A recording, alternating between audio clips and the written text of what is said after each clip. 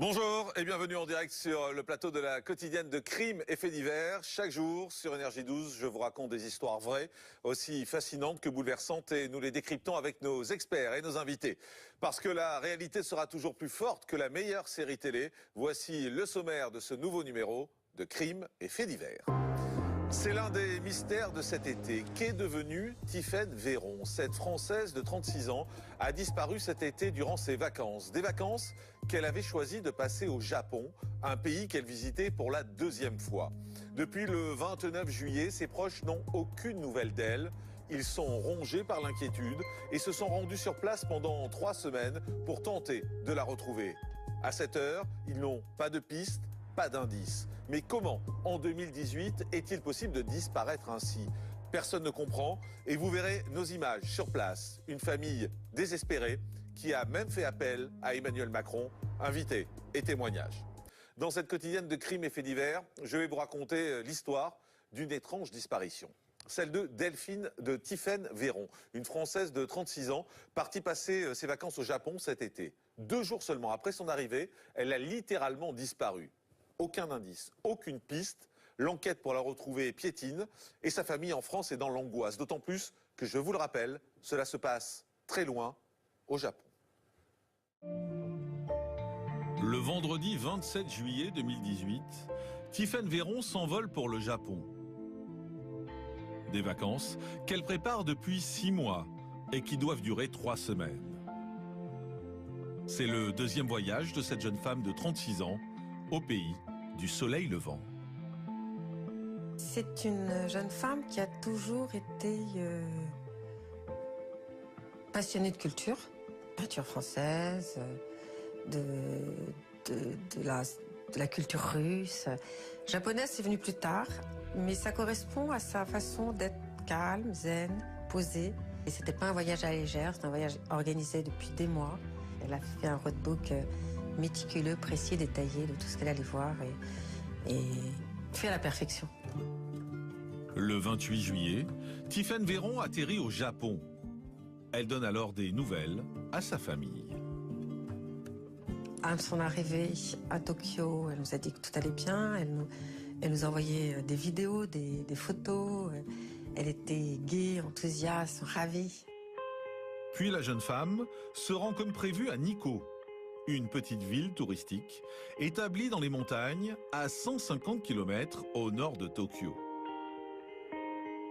Le matin du dimanche 29 juillet, Tiphaine a prévu de visiter un lieu peu connu des touristes, le sanctuaire de Takino. Le gérant de l'hôtel où elle réside la voit quitter les lieux et lui conseille de rester prudente. Il ne la reverra jamais.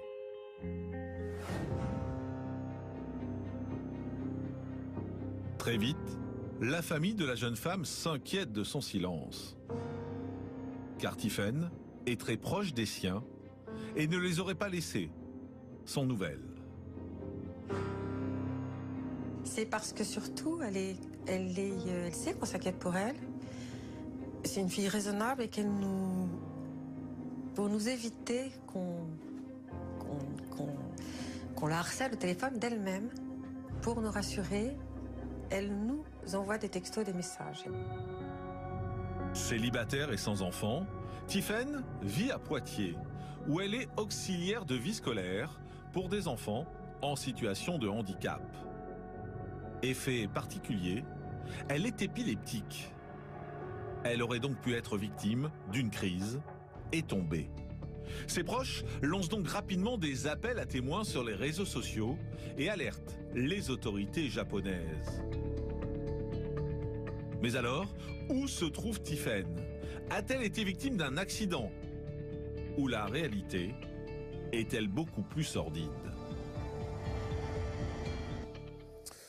On se retrouve donc en direct sur le plateau de Crimes et Faits divers. Pascal Battani, bonjour. Bonjour. Merci d'être en direct avec nous. Vous êtes présidente nationale de l'association d'assistance et de recherche aux personnes disparues. Oui. Le cas de Tiphaine, c'est vrai, nous interpelle parce qu'on est quasiment tous partis en vacances cette année. On est partis à l'étranger et on voit cette jeune fille qui disparaît soudain. Quand vous entendez cette histoire, d'abord, quelle est votre première réaction? La première réaction, de toute façon, bon, ça, on le vit très régulièrement, hein, parce que bon, même si c'est à l'étranger, donc c'est d'autant plus, on est d'autant plus touché parce qu'on se dit c'est très loin, c'est pas évident, mais par contre, mais c'est la même chose en France de toute façon. Hein. Mais là, on imagine le désespoir de la famille, le désespoir des parents. C'est une affaire qui se passe au Japon. Oui. D'ailleurs, on l'a vu, les médias se sont pas beaucoup mobilisés sur cette affaire parce qu'on se dit c'est loin, c'est compliqué. Oui. Est-ce que vous dites qu'il y a des pistes à explorer en priorité? Des pistes, nous on travaille pas tellement sur des disparitions qui se passent à l'étranger parce que bon, malheureusement on ne peut rien faire. Hein. Bon, c'est déjà tout. Mais on ne peut rien faire, c'est terrible de dire ça. Ça veut dire qu'il faut attendre. Nous, au niveau de l'association, on peut rien faire parce que bien évidemment on ne pourra pas aller au Japon. Si on peut soutenir la famille, ça c'est une évidence parce que de toute façon on le fait tous les jours et on en a l'habitude, il n'y a pas de problème. Par contre, on n'ira pas jusqu'au Japon. Après, non, voilà, malheureusement c'est comme ça. Par contre, les dossiers des fois on les récupère après parce que on pousse. Malheureusement plusieurs mois après, année, il n'y a rien. Bon, nous on est toujours derrière et puis il y a des familles que l'on soutient depuis des années comme ça. Hein. Maître Delphine Meillet, vous êtes notre experte, vous êtes avocate. Dans un cas comme celui-là, on l'a compris, les familles sont désespérées, elles ne savent pas trop quoi faire. Est-ce qu'il y a une possibilité d'intervenir, par exemple en France, pour faire actionner la justice, pour que la justice française s'intéresse à ce qui se passe là-bas, ou finalement il faut se reposer sur une justice qu'on ne connaît pas, qui est la justice du Japon? Oui, alors dans toutes ces affaires-là, quand il y a des disparitions à l'étranger, ou quand il y a des infractions à l'étranger, eh bien, c'est une question de souveraineté nationale. C'est le pays dans lequel l'infraction a eu lieu qui mène l'enquête. Et c'est comme ça. Il se trouve qu'en France, on peut collaborer, c'est-à-dire qu'il y a une coopération judiciaire entre le Japon et la France, en l'occurrence pour cette affaire Tiphaine, et la France collabore à sa mesure, c'est-à-dire qu'elle fait des démarches. Ici, en France, on fait des démarches qui peuvent aider la justice japonaise. Mais il n'y a pas d'instruction judiciaire, d'enquête criminelle ici ouverte en France. Il y a juste une coopération, une collaboration. Pascal Battani, dans cette affaire, ce qui est assez surprenant, c'est que le passeport a été retrouvé dans la chambre d'hôtel, donc on se dit a priori elle n'avait pas très envie de partir, enfin c'était pas l'objectif. Donc ça veut dire qu'on est soit sur un enlèvement, soit sur un malaise. Dans les hypothèses qui sont envisagées, c'est ces deux-là qui ont la priorité. Oui, bien sûr, oui. Mais il y a aussi, est-ce que, je pense pas que ce soit le cas, mais des fois, ce sont des personnes qui ont, je suis pas dans le cas de Tiphaine, hein, mais ce sont des personnes qui ont aussi parfois programmé leur disparition. Même dans des pays étrangers. Justement sur ces disparitions, Pascal Neveu, vous êtes psy, qu'est-ce qui peut pousser quelqu'un tout à coup à organiser sa disparition? On ne sait pas encore une fois si c'est le cas là-dessus, mais on essaie d'évoquer les différentes hypothèses. Disparaître comme ça à l'étranger, est-ce qu'on n'a pas au moins le réflexe de prendre son passeport? Non, pas forcément. Si on organisait effectivement un changement de vie radical, on peut avoir de nouveaux papiers, une fausse identité qu'on a orchestrée avec un changement, effectivement, via la chirurgie esthétique. On a eu quelques cas comme celui-ci. Ça reste très rare parce que c'est tout un système très organisé. Maintenant, ce cas de figure est très particulier. On peut imaginer le pire. Tous les scénarios sont envisageables. La piste médicale, mais on n'a pas retrouvé le corps. Il y a eu des battues. On a recherché longuement ce corps. On aurait pu le retrouver. Elle disparaît du jour au lendemain. Est-ce qu'elle a été enlevée? Est-ce qu'elle est assassinée? Est-ce qu'elle est encore en vie?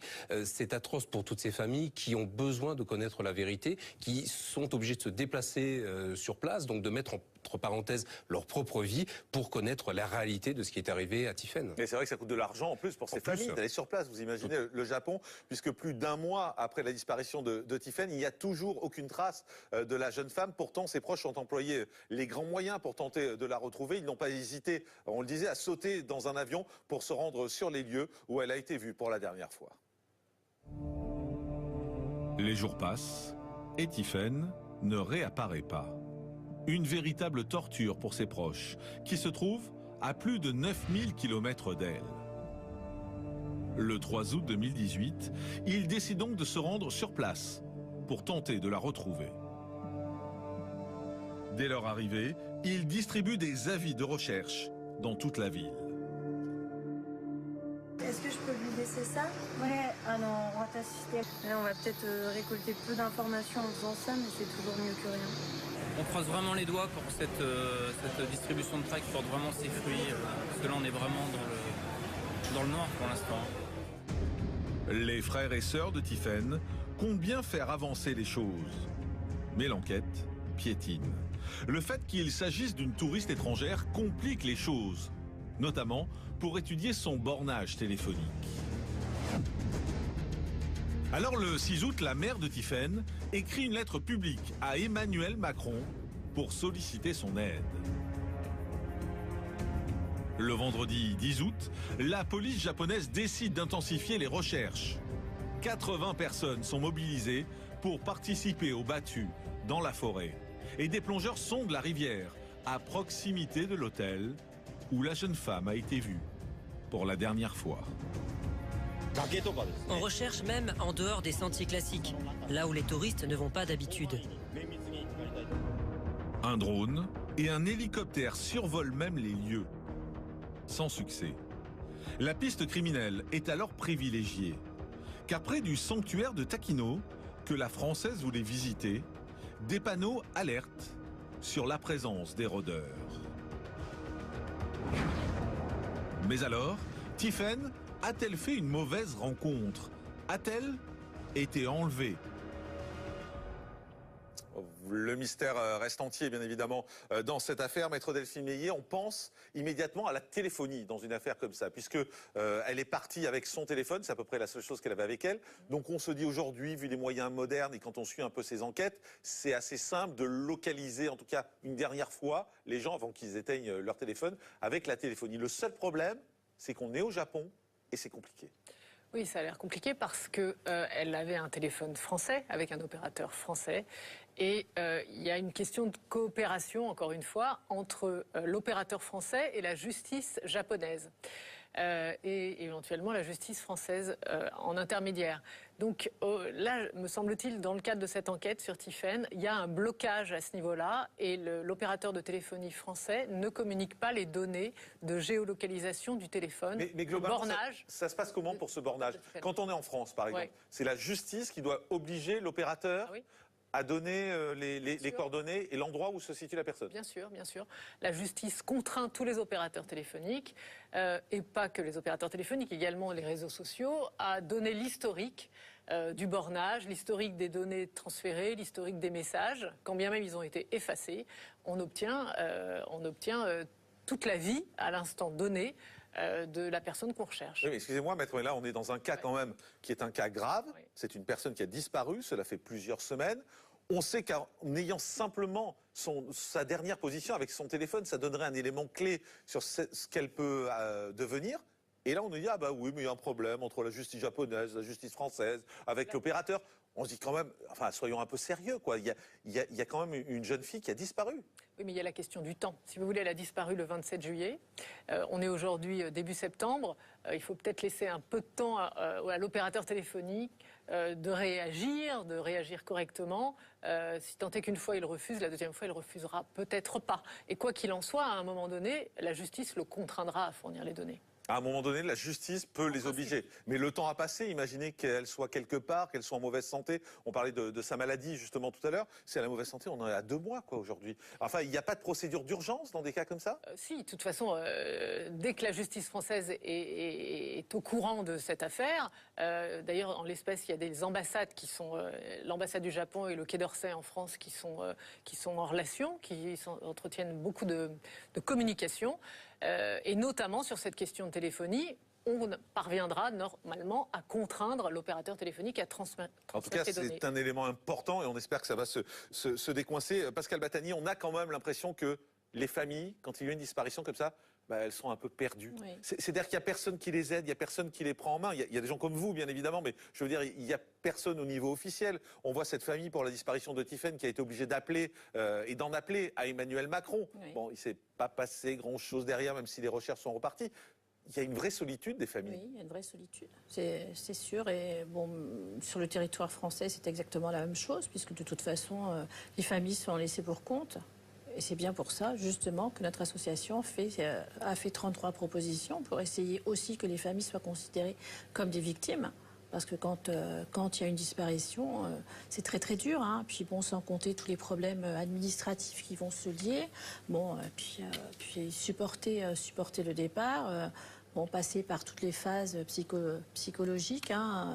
Et, de toute façon, c'est tout le temps comme ça, c'est très dur. Pascal Neveu, qu'est-ce qui peut faire qu'une famille tient? C'est quoi? C'est l'espoir de retrouver vivant? Parce qu'on imagine la détresse. C'est-à-dire que ça va passer par les montagnes russes, de temps en temps une nouvelle piste, mais très certainement qui va mener à une impasse, donc une frustration énorme, un désespoir. Donc c'est un déséquilibre psychologique et émotionnel extrêmement intense. Et face à une fille, à leur fille, qui avait l'habitude de dire où elle était, de communiquer sur les réseaux sociaux, de les appeler. Et également, là, il ne se passe plus rien. Donc ils sont dans le néant et le temps, malheureusement, va jouer contre eux et les amener à une affliction la plus extrême. Alors on va continuer à suivre cette affaire, bien évidemment, et puis on espère également que la téléphonie, ça va enfin se débloquer, qu'on va pouvoir avoir des informations, parce que c'est un élément clé pour savoir où était la dernière fois cette jeune fille au Japon. Merci Pascal Battani d'avoir été en direct avec nous. Dans un...